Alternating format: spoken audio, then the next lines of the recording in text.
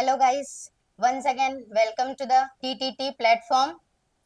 तो हम अपने बायोकेमिस्ट्री लेक्चर के सेशन में हैं और हम अभी स्टार्ट कर रहे हैं अपना second lecture, structure of atom, जिसमें हम एटम्स के बारे में पूरा पढ़ेंगे। सो फर्स्ट एटम, जैसे कि हमको सब बायो में हम पढ़ते हैं कि हमारा जो सेल जो होता है सबसे स्मॉलेस्ट यूनिट होता है और सेल मिलकर क्या बनाता है, टिश्यू बनाता है और टिश्यू मिलकर ऑर्गन बनाता है और ऑर्गन ऑर्गन सिस्टम बनाता है और ऑर्गन सिस्टम मिलके कंप्लीट ऑर्गेनिज्म बनाता है। वैसे ही हमारे केमिस्ट्री में भी होता है। यहाँ पर सबसे जो लार्जेस्ट फॉर्म होता है वो मैटर होता है। अब मैटर जो होता है वो किससे बना होता है, डिफरेंट मॉलिक्यूल से बना होता है। और मॉलिक्यूल जो होता है इसके दो फॉर्म हो सकते हैं, एक एलिमेंट और एक कंपाउंड। और ये आगे और स्मॉल यूनिट में टूटता है जिसको हम बोलते हैं एटम। तो क्या है एटम्स। मॉलिक्यूल जैसे हम डिस्कस किए कि दो पार्ट का होता है, एक तो होता है एलिमेंट। एलिमेंट हम किसको बोलते हैं कि हमारा अगर मॉलिक्यूल्स दो सेम एटम से बना हो, जैसे कि मैं लू यहाँ पर Cl2, ये दो से बना एक Cl और Cl, ये सेम एटम्स है, इस कारण हम इसको एलिमेंट बोलते हैं। और मॉलिक्यूल्स का एक और फॉर्म होता है जिसको हम बोलते हैं कंपाउंड। अगर मैं एग्जांपल लूं तो जैसे ले रही हूं H2, यहाँ पर क्या है, एक हाइड्रोजन एटम है और एक ऑक्सीजन एटम है, मतलब ये मॉलिक्यूल जो है दो एटम से बना हुआ है, इस कारण इसको हम बोलते हैं compound. Structure of atom, atom जो होता है मेनली तुम्हारा ऑर्बिट, इसको हम सेल भी बोलते हैं, और सेंटर पोजीशन पे न्यूक्लियस होता है। और तुम्हारे ऑर्बिट पे इलेक्ट्रॉन रिवॉल्व होते रहता है और न्यूक्लियस में प्रोटॉन और न्यूट्रॉन रहता है। देखा जाए तो एटम को बोला जाता है कि ये सबसे स्मॉलेस्ट यूनिट है और ये एटम जो होता है थ्री फंडामेंटल पार्टिकल से बनता है, जो कि होता है electron, proton and neutron. Electron जो होता है नेगेटिवली चार्ज होता है, प्रोटॉन जो होता है पॉजिटिवली चार्ज होता है और न्यूट्रॉन के पास कोई भी चार्ज नहीं होता है। अगर आप 3D स्ट्रक्चर देखना चाहे एटम्स का तो देखिए, सेंटर पे न्यूक्लियस है और ये तुम्हारे ऑर्बिट या सेल्स है और इसी पे इलेक्ट्रॉन रोटेट होते रहते हैं। अब देखिए यहाँ पर क्या होता है, जैसे कि हम ऑर्बिट्स पे इलेक्ट्रॉन रहते हैं। अब ऑर्बिट के पास स्पेसिफिक कैपेसिटी होती है कि वो स्पेसिफिक नंबर ही इलेक्ट्रॉन गेन कर सकते हैं। जैसे इसके लिए हम 2n² रूल फॉलो करते हैं। ये हमारा सबसेल K होता है जी, जिसका n हम 1 लेते हैं। ये होता है L और ये होता है M, जिसमें इसका n 2 होता है, n 3 होता है और वैसे ही n आता है तो ये n इज इक्वल टू 4 होता है। तो हम यहाँ अगर फॉर्मूले में पुट करें फर्स्ट K सेल के लिए तो हमारा बनेगा n इंटू 1 का स्क्वायर इज इक्वल टू 2। यहाँ देखें तो सॉरी 2 2 इंटू 2 का स्क्वायर, यहाँ पर बनेगा आपका 8 इलेक्ट्रॉन। वैसे ही आगे बढ़े तो हमारा 18 इलेक्ट्रॉन और आगे देखे 4 JKl M के लिए देखे तो यहाँ पर होगा 32 इलेक्ट्रॉन्स। मीन्स हम K सब सेल्स पे सिर्फ 2 इलेक्ट्रॉन फिल कर सकते हैं, इसकी मैक्सिमम कैपेसिटी होती है 2 इलेक्ट्रॉन की और L की होती है 8 इलेक्ट्रॉन की। वैसे ही M की कैपेसिटी होती है 18 इलेक्ट्रॉन की और N की कैपेसिटी होती है 32 इलेक्ट्रॉन की।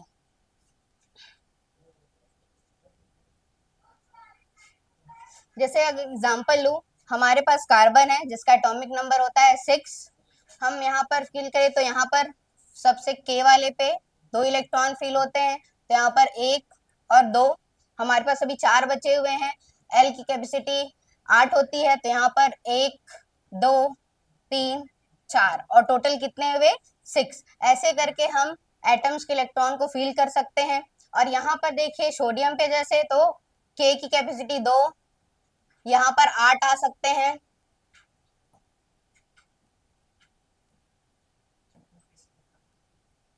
और यहाँ पर 1 इलेक्ट्रॉन आएगा। तो टोटल कितने हुए 11 इलेक्ट्रॉन्स।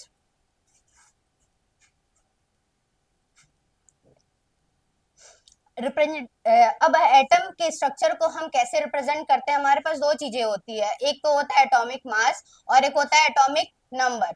एटॉमिक नंबर जो होता है उसको हम जेड से डिनोट करते हैं और एटम के नीचे साइड से हम शो करते हैं, और एटॉमिक मास जो होता है उसको हम ए से डिनोट करते हैं और इसको हम अपर साइड पे प्लेस करते हैं। एग्जांपल लूं तो कार्बन, कार्बन का एटॉमिक नंबर होता है 6 और एटॉमिक मास होता है 12। वैसे ही हम ले नाइट्रोजन का तो ये होता है 7 और ये 14। अब ऑक्सीजन का जैसे ले तो ऑक्सीजन 18 और ऊपर उसका आ जाएगा एटॉमिक मास 16। ऐसे करके हम एटम को रिप्रेजेंट करते हैं। आगे calculation of electron proton neutron. अगर हमको कोई एटम दे दिया जाए तो हम ये सब एटॉमिक पार्टिकल्स को कैसे कैलकुलेट कर सकते हैं। से देखें तो प्रोटॉन जो होता है तुम्हारा जितना एटॉमिक नंबर होता है उतना ही तुम्हारा प्रोटॉन का नंबर होता है। एटॉमिक नंबर और तुम्हारा ये जो होता है प्रोटॉन जो होता है वो चार्ज इंडिपेंडेंट होता है। चार्ज इंडिपेंडेंट का मतलब अगर कोई आपके पास चार्ज आयंस या एटम्स ऐसा आ रहा है तो ये इनके नंबर्स पे कोई भी इफेक्ट नहीं होगा। वैसे ही न्यूट्रॉन, न्यूट्रॉन क्या होता है, अगर आप न्यूट्रॉन निकालना हो, न्यूट्रल चार्ज का नंबर निकालना हो तो आप क्या करोगे, atomic mass minus atomic number, तो आपका न्यूट्रॉन का नंबर निकल जाएगा। ये भी इसी की तरह ही चार्ज इंडिपेंडेंट होता है, पर इलेक्ट्रॉन जो होता है वो चार्ज डिपेंडेंट होता है। अगर आपके पास मान लो कि जो एटम है जो कि बिना चार्ज के है, विदाउट चार्ज है, तो डायरेक्ट आप क्या कर सकते हो, number of electron is equal to number of proton, वो प्रोटॉन के इक्वल होगा, या सिंपली वर्ड में बोले तो वो इक्वल टू एटॉमिक नंबर ही होगा। पर अगर मान लो कि आपके पास एटम ऐसा आ गया जो कि पॉजिटिवली चार्ज है, और हमको पता है कि नंबर ऑफ इलेक्ट्रॉन जो है इन्फ्लुएंस होता है तुम्हारे चार्ज से, तो यहाँ पर आपका फॉर्मूला क्या हो जाएगा, से हम लेंगे number of electron equal to number of proton. अब देखो यहाँ पर क्या होगा, ये पॉजिटिवली चार्ज है तो आपको जितना पॉजिटिव चार्ज आयन पे रहेगा उतना ही आपको क्या कर देना है, माइनस कर देना है। तो आपका number of electron for positive charge atom निकल जाएगा। वैसे ही अगर मान लो जाए तुमको एटम्स मिल रहे हैं जो कि निगेटिवली चार्ज है, तो उसके लिए आप करोगे number of electron is equal to number of proton, but यहाँ पर निगेटिवली चार्ज है और उतना ही हम क्या कर देंगे, जितना चार्ज तुम्हारे आयन पे है उतना ही क्या कर देंगे, प्लस कर देंगे। तो तुम्हारा number of electron negatively charge atom के लिए निकल जाएगा। जैसे कि हम एग्जांपल देखें, यहाँ पर मैं ऑक्सीजन का एग्जांपल ले रही हूँ। ऑक्सीजन को कैसे रिप्रेजेंट करेंगे, ये उसका हो गया एटॉमिक नंबर और ये हो गया एटॉमिक मास। तो जैसे यहाँ पर